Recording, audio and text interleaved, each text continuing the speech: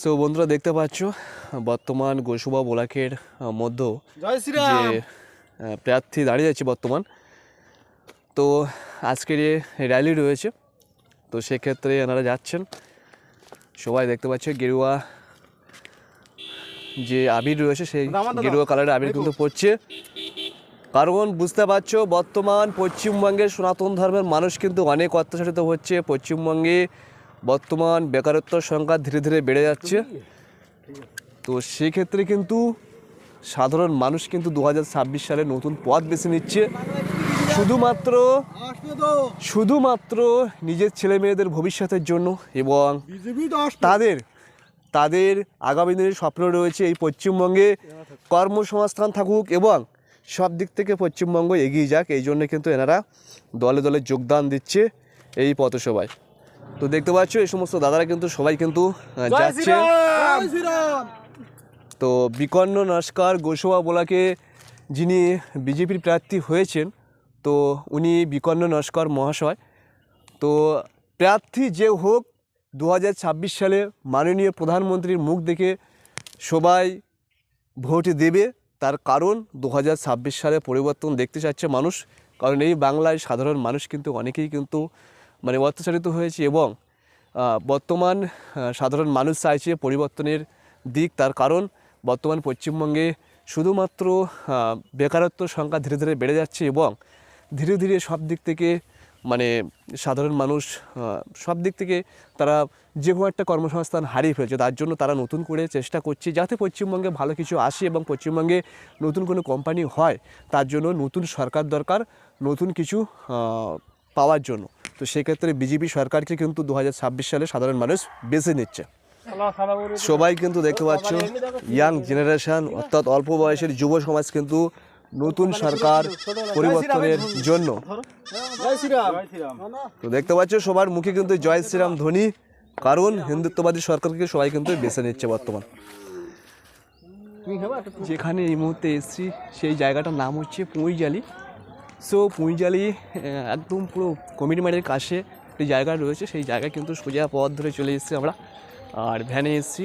So Amtali থেকে কিন্তু আমরা এই পুঁইজালিতে এসেছি। হ্যাঁ দেখতে পাচ্ছ যারা বর্তমান হিন্দুত্ববাদীর যারা কর্মী রয়েছে তারা কিন্তু আপাতত সবাই কিন্তু লাইন বাই লাইন যাচ্ছে। সো আমরা কুমিরমাটির খেয়াঘাটের ধরে চলে এসেছি প্রায়, দেখতে পাচ্ছি এরা কিন্তু সবাই যাচ্ছে এদিকে সামনের দিকে আগিয়ে।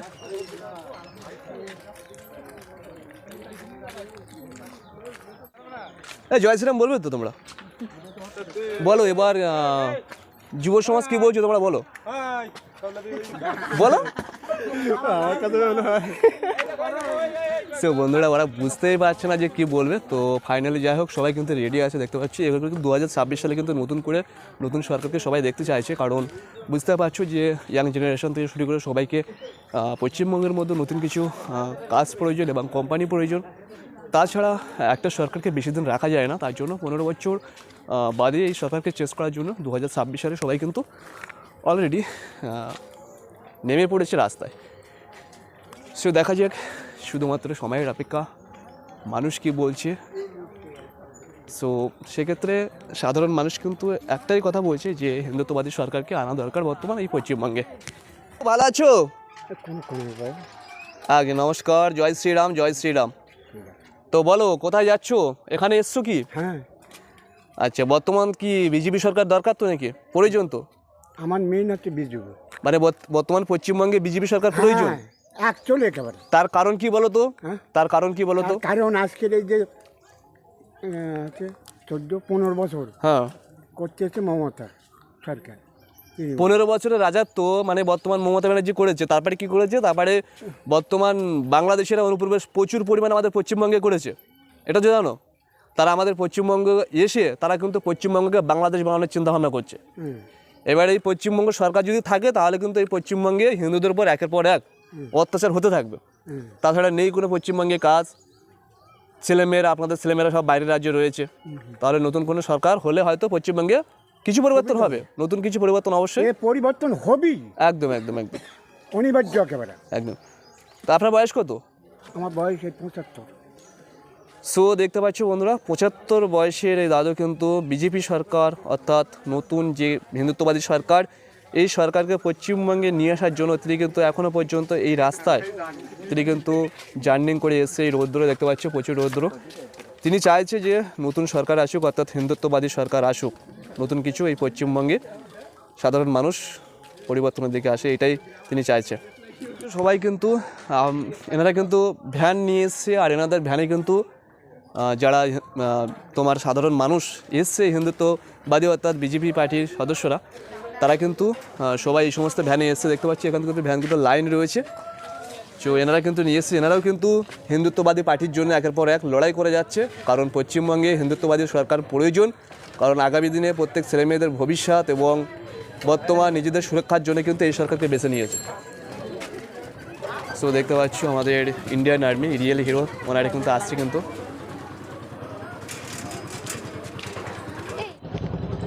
তো আমি যে জায়গাটা এসেছি সেই জায়গাটা হচ্ছে পুরো কুমিরমারির আশেপাশে একটা জায়গা, পুঁইজালি। তো এটা কিন্তু পুঁইজালি খেয়াঘাটা রয়েছে, দেখতে পাচ্ছি। এখানে কিন্তু বিজেপি কর্মীর যারা ব্যক্তিরা রয়েছে তারা কিন্তু সবাই কিন্তু এখানে জড়ো হয়েছে। আর আপনাদের শেয়ার করবো, এটা কিন্তু কুমিরমারি একটা জায়গা রয়েছে, ওপারটা রয়েছে কুমিরমারি।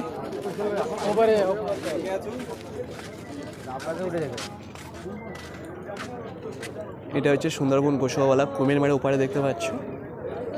আর এই পাড়টা কিন্তু পুঁইজালি।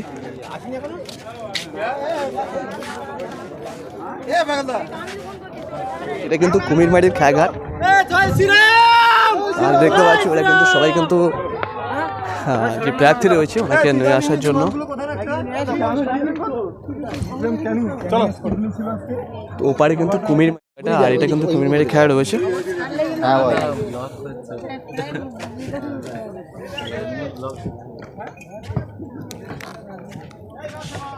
সো সুন্দরবন গোসাবা ব্লক আমতলী অঞ্চলের মধ্যে এটা।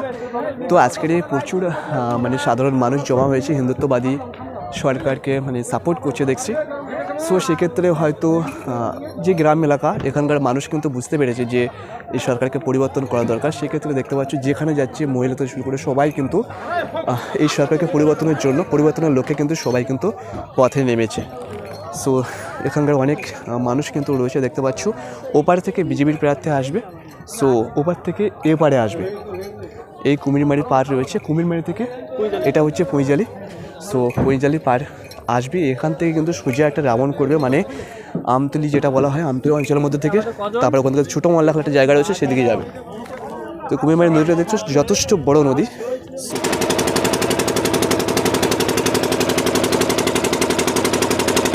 সো দেখতে পাচ্ছি বন্ধুরা, পুঁইজালির থেকে আমরা এসেছি কুমিরমারির খেয়াঘাট। এটা কিন্তু কুমিরমারির খেয়াঘাট, এখানে অনেক বাচ্চারা খেলা করছে।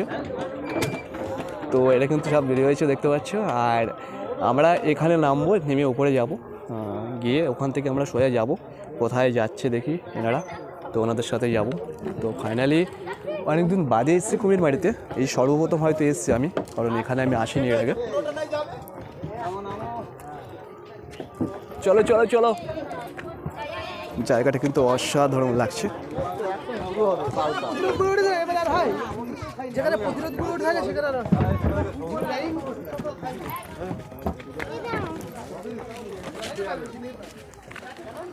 তো এটা হচ্ছে কুমিরমারি পার্ক, দেখতে পাচ্ছি নিচে বোর্ড রয়েছে।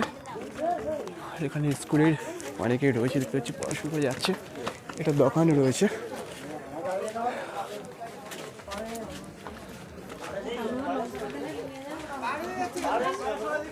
ওদের সুপারি বিক্রি করছো? সুপারি বিক্রি করছো এখান থেকে। এটা কুমিরমারির বাজার, অনেকদিন বাদে এসছে।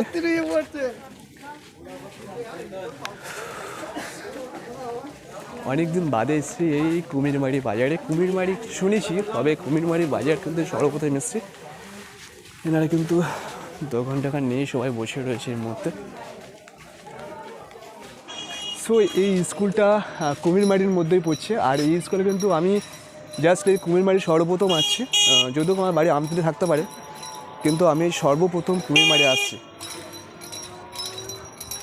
তো দেখতে পাচ্ছ এটা কিন্তু কুমিরমারি হাই স্কুল, ওখানে লেখা রয়েছে দেখো, এটা কিন্তু কুমিরমারি হাই স্কুল। সো সেই স্কুলে এই আজকের দিনে এলাম এদের সাথে, মানে দেখতে পাচ্ছ যে আখের রস বিক্রি করছে, এটা ভ্যান স্ট্যান্ড।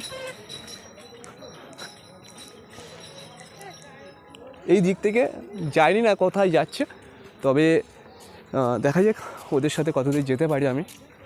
আর সর্বপ্রথম বুঝতে পারছো যে কুমিরমারি এসছি, জায়গাটা অসাধারণ লাগছে, যেটা সুন্দরবন গোসাবা ব্লকের মধ্যেই পড়ছে। এখানে সম্পূর্ণ ভ্যান স্ট্যান্ড রয়েছে, রাস্তা যথেষ্ট ভালো রয়েছে, দেখতে পাচ্ছি এখানটা পিজি রাস্তা রয়েছে। সো অনেকদিন বাদে এই যে স্কুলটা এসেছি, এটাও কিন্তু আমরা কখনো ভাবতে পারিনি যে এখানে আসবো, বাট